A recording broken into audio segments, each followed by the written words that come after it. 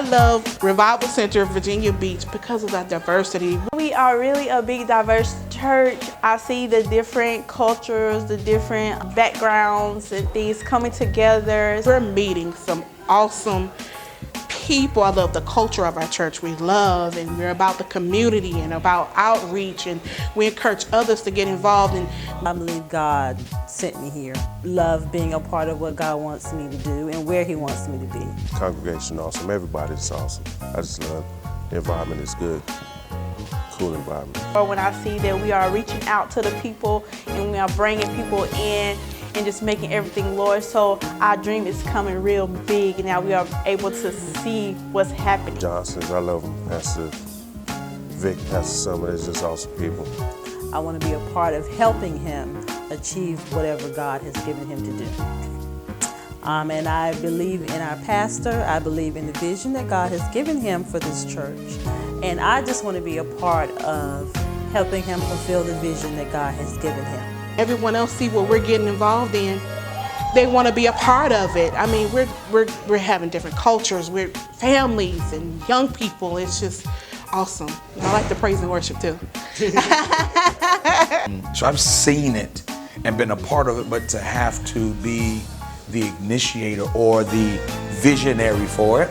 Because it's all hands on decks. We've all been experiencing new things that we've never experienced before. The setup, all the wires, they got to be hooked up correctly. And it was a lot of work to do.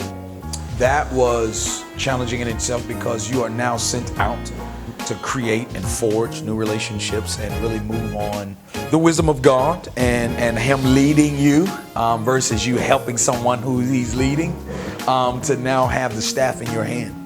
And making sure everything sounds good and come together. So what we do, we take a normal building that has a different function and we turn it into a worship atmosphere, a church setting. The atmosphere was dope and I wanted to keep doing that. I wanted to keep making this place where God can move. And I had to continually rely on my pregnant wife to waddle up and down these stairs and the waddle around with all these bags, and she's just waddling and working so hard. Then her pregnant self gave birth, because that's what pregnant people do. And so I had to not be in church. I was super worried about that. So like, who's gonna do Pro Presenter? Who's gonna do the stream? How's this gonna work out? Where we're going, where we're gonna be this day, and know that people's lives and hearts are looking to come out here and create everything.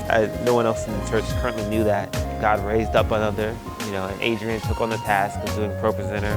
And she does Pro Presenter stuff that I don't know how to do anymore. She always has up there, and she's running it all by herself now, and it's all automatic, and it's all done before I even get here. So it's amazing to see, the women God put in place to have His way in this place.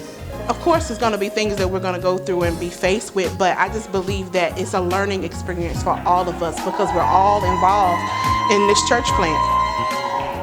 Every building has had a significant event. From Blocker Hall, our initial building, to the Monumental Chapel, the Serving Hall, even up into now the Hofheimer. On Blocker Hall, it is our initial spot. The setting, it was very nice. Got to see the people that was in the crowd a little bit more. So how they engage into the service and how they are joining in as we praise. We had the child that was diagnosed with autism, that she would never speak, they told her. The miracle that took place in there, that she that day began to speak, say mama. Next we went over there by the dining area. At one point, Wesleyan felt bad for moving us, so they actually provided us with some free pastries, and I like that because I was pregnant at the time. They're a little bit small, but we get comfortable with our settings really quick, so once we bring the presence of the Lord into the building, everything is just out. So we into the praising time. And then we went to the chapel. The chapel was very nice. It gave a more setting with the cross. Kind of like them all, but my most favorite, I think, was the chapel. I just love the chapel. It just kind of helped us know why we all serve and how we serve in the presence of the Lord. I love the intimacy of it, even though we have outgrown it. Now we are in the theater. Out of all of the buildings that we've been in, I believe that I like Hofheimer Hall, the theater, the one that we're currently in, the best. More of a positive vibe that we bring every Sunday, and how we all engage into service, praise time. When we all just gathered together, praised, and got ready for what was coming up. I like the openness of the space. I like the ambiance of the space. I just like everything about the space. I like the bathrooms of the space. The bathrooms are better than the spaces that we've been in. And then just the opportunities that we have for the kids to separate and have their church. It's just a better space. We've recreated a lot. Not recreated it as in we're trying to do what we did before, but we're doing, greater and greater things. And each building has its own worship-like atmosphere, so it's really interesting to see how God moves in all these different areas and seeing how God is affecting and impacting the lives of the guests and other individuals who come in. That was the journey, but we're still here. We're still thriving.